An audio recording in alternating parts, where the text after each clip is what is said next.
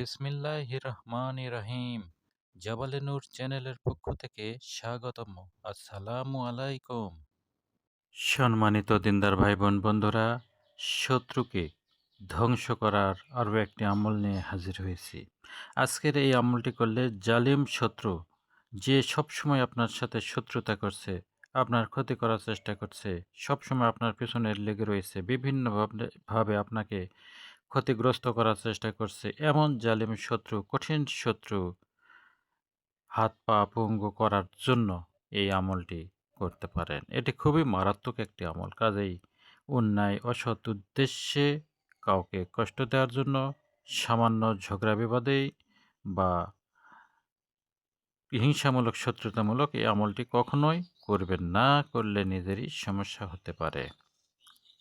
সম্মানিত দিনদার ভাই বোন বন্ধুরা, আজকের এই আমলটি নেওয়া হয়েছে শত্রু ধ্বংসের ভয়ঙ্কর আমল প্রথম খণ্ড কিতাব থেকে। এই কিতাবটি সহ আমাদের প্রকাশিত তদবিরের কিতাবগুলো সংগ্রহ করতে চাইলে আমাদের সাথে হোয়াটসঅ্যাপ বা মোবাইলে যোগাযোগ করে কিতাবগুলো সংগ্রহ করতে পারেন। সম্মানিত দিনদার ভাই বোন বন্ধুরা, এই আমলটি কিভাবে করবেন, কখন করবেন বলে দিচ্ছি। রবিবার দিবাগত রাতে পাক পবিত্র অবস্থায় নির্জন স্থানে বসে মেশক জাফরান কালি দিয়ে এই নকশাটি লিখবেন।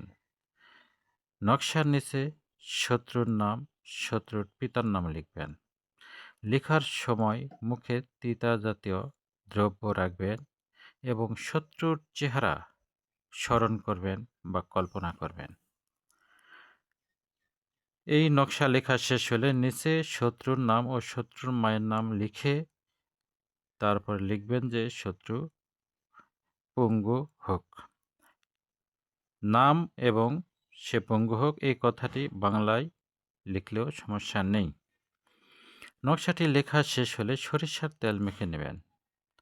শত্রুর বাড়ির দিকে মুখ করে এই নকশাটি আগুনে জ্বালিয়ে দেবেন।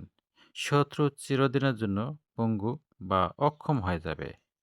এই নিয়মে রবিবার থেকে পরের রবিবার পর্যন্ত মোট 8টি নকশা লিখবেন এবং প্রতিদিন একটি করে নকশা আগুনে জ্বালিয়ে দেবেন।